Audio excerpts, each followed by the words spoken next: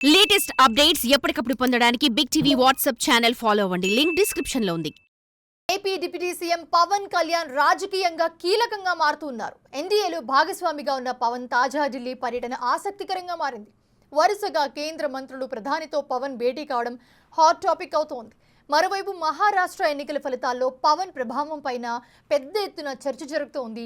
Grand victory తర్వాత BJP ముఖ్య నేతల ఆహ్వానం మేరకు పవన్ హస్తినా బాట పట్టడం వెనుక ఆంతర్యం ఏంటి? కేంద్రం పవన్కు కీలక బాధ్యతలు అప్పగించనుందా? ఏపీ ఉప ముఖ్యమంత్రి పవన్ కళ్యాణ్ ఢిల్లీలో బిజీగా గడుపుతున్నారు. రాష్ట్రానికి రావాల్సిన నిధులు, పెండింగ్ ప్రాజెక్టులు, ఇతర అంశాలపై కేంద్ర మంత్రులతో చర్చలు జరిపారు. ముందుగా లోక్సభ స్పీకర్ బిర్లా ఇంటి వివాహ కార్యక్రమంలో పాల్గొన్న పవన్ కళ్యాణ్ ఆ తరువాత రాష్ట్ర ప్రయోజనాలకు సంబంధించి ప్రధాని మోదీతో సహా పలువురు కేంద్ర మంత్రులతో భేటీ అయ్యారు. రాష్ట్రానికి రావాల్సిన నిధులు, పెండింగ్ ప్రాజెక్టులు, ఇతర అంశాలపై వారితో చర్చలు జరిపారు. ఏపీలో గ్రామీణ రహదారుల అభివృద్ధికి ఏఐఐబి నుంచి తీసుకునే రుణంలో వెసులుబాటు కల్పించాలని కేంద్ర ఆర్థిక మంత్రి నిర్మలా సీతారామన్ కు విజ్ఞప్తి చేశారు. ఇందుకోసం బిల్లుల రియంబర్స్మెంట్ పద్ధతిలో కాకుండా ముందుగానే చెల్లించాలని అడిగారు. ఏఐఐబి ఇదివరకు ఒప్పుకున్న ప్రకారం 3,834.52 కోట్లు మంజూరు చేసేలా చూడాలని విన్నవించారు.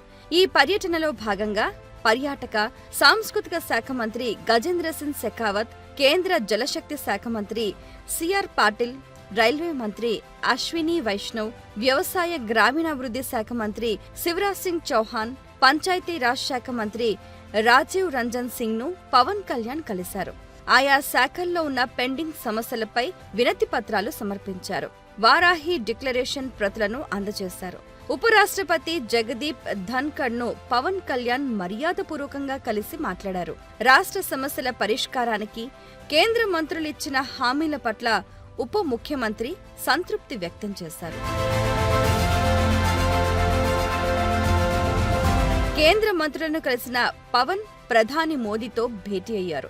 ప్రధాని మోదీ, పవన్ కళ్యాణ్ మధ్య జరిగిన 30 నిమిషాల సమావేశంలో పలు కీలక రాజకీయ అంశాలు చర్చకు వచ్చినట్లు సమాచారం. రాష్ట్రంలోని ప్రస్తుత రాజకీయ పరిస్థితులు, కూటమి నేతల మధ్య స్నేహపూర్వక వాతావరణం ఎలా ఉంది, కూటమి ప్రభుత్వం అధికారంలోకి వచ్చిన ప్రజలకు అందిస్తున్న పాలనా అంశాలపై మోదీ, పవన్ ఇద్దరి మధ్య చర్చ జరిగినట్టు భావిస్తున్నారు. అలానే గత వైసీపీ ప్రభుత్వ వైఫల్యాలను కూడా ప్రధాని దృష్టికి పవన్ తీసుకువెళ్లినట్లు చెబుతున్నారు. ఏపీ డిప్యూటీ సీఎంగా బాధ్యతలు చేపట్టిన తరువాత పవన్ కళ్యాణ్ రెండోసారి ఢిల్లీ వెళ్లారు. కొద్ది రోజుల క్రిందట ఆయన ఢిల్లీ వెళ్లి కేంద్ర మంత్రి అమిత్ షాతో సమావేశమయ్యారు.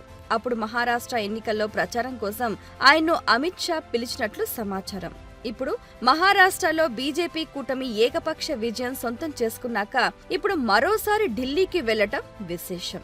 ఆ క్రమంలో పవన్ ఢిల్లీ పర్యటన వెనుక కారణం రాష్ట్ర అభివృద్ధి నిధుల కోసమేనా, ఇంకేమైనా వ్యూహం ఉందా అనే చర్చ జరుగుతోంది. మహారాష్ట్ర ఎన్నికల ప్రచారంలో పవన్ కళ్యాణ్ హిందీ, మరాఠా, తెలుగు ప్రసంగాలతో జనాన్ని ఉత్తేజపరిచారు. అప్పటికే సనాతన ధర్మంపై ప్రసంగాలతో జాతీయ స్థాయిలో ఫోకస్ అయిన పవన్ మహారాష్ట్ర ఎన్నికల్లో బీజేపీ కూటమి విజయంలో ప్రధాన పాత్ర పోషించి గేమ్ చేంజర్ అనిపించుకున్నారు. నిజానికి పవన్ ప్రచారానికి ముందు మహారాష్ట్రలో బీజేపీ, కాంగ్రెస్ కూటమిల మధ్య హోరాహోరీ వాతావరణం కనిపించింది. అయితే పవన్ టూర్ తర్వాత సీన్ పూర్తిగా మారిపోయిందన్న అభిప్రాయం వ్యక్తమైంది. 2 రోజుల పాటు పవన్ చేసిన ప్రచారం మొత్తం 10 అసెంబ్లీ సీట్లలో సాగింది. అయితే ఈ సీట్లు అన్నీ కూడా బీజేపీకి, మిత్రులకు దక్కటం విశేషం. అయితే పవన్ ప్రచారం చేసిన సీట్లు చాలా వరకు కాంగ్రెస్, దాని మిత్రులకు కంచుకోటలు. అక్కడ మరో పార్టీ గెలిచిన దాఖలాలు లేవు.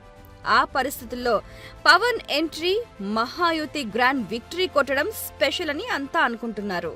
తెలుగు ప్రాంతాలున్న చోట పవన్ చేసిన ప్రచారానికి బ్రహ్మాండమైన ఆదరణ దక్కిందని ఫలితాలు చెబుతున్నాయి. పవన్ ప్రభావం మహారాష్ట్ర ఎన్నికల్లో చాలా పెద్ద ఎత్తున ప్రభావం చూపించిందని, పవన్ ప్రచారం చేయటం వల్లనే ఎన్డీఏకు గట్టి పోటీగా ఉన్న చాలా సీట్లు అనుకూలంగా మారాయన్న విశ్లేషణలు వినపడుతున్నాయి. ఆంధ్రప్రదేశ్ ఎన్నికల్లో తన ఇమేజ్ తో జనసేనకు 100% స్ట్రైట్ రేట్ సాధించి యావత్తు దేశం దృష్టిని ఆకర్షించిన పవన్ కూటమి విజయంలో కీలక పాత్ర పోషించారు.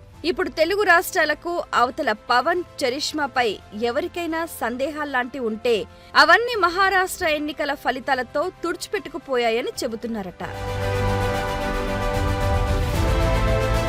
ఈ క్రమంలో సనాతన ధర్మ పోరాటాన్ని ఎంచుకున్న పవన్ కళ్యాణ్ ని ఢిల్లీ పెద్దలు స్వయంగా పిలిపించుకున్నారంట. తిరుమల శ్రీవారి ప్రసాదం లడ్డూ తయారీకి ఉపయోగించే నెయ్యిలో కల్తీ జరిగిందని తెలిసిన తరువాత ఆయన సనాతన ధర్మ పోరాటాన్ని ఎంచుకున్నారు. ప్రత్యేకంగా వారాహి డిక్లరేషన్ ను కూడా ప్రకటించారు. తమిళనాడులో డిఎంకే రాజకీయ వారసుడిగా పేరు తెచ్చుకున్న యువనేత డిప్యూటీ సీఎం ఉదయనిధి స్టాలిన్ పై జనసేనాని విమర్శలు గుప్పించారు. దాంతో త్వరలో ఆయనకు బీజేపీ తరఫున హిందుత్వ వాదాన్ని తమిళనాడులో వినిపించేందుకు పవన్ ను ఉపయోగించుకుంటారన్న అభిప్రాయం వినిపిస్తోంది. మరోవైపు జమిలీ ఎన్నికలపై ప్రచారం జరుగుతున్న నేపథ్యంలో పవన్ సేవలను దేశవ్యాప్తంగా వాడుకోవాలని భావిస్తున్నారట బీజేపీ పెద్దలు. అందుకే మహా ఫలితాల తరువాత ఆయన్ని ఢిల్లీ పిలిపించుకుని ప్రత్యేకంగా అభినందించి భవిష్యత్తు వ్యూహాలపై చర్చించారంటున్నారు.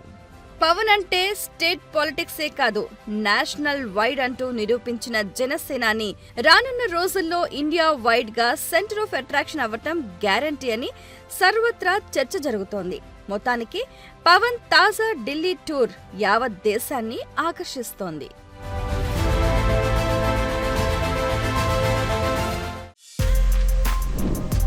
For more videos like this, subscribe Big TV channel.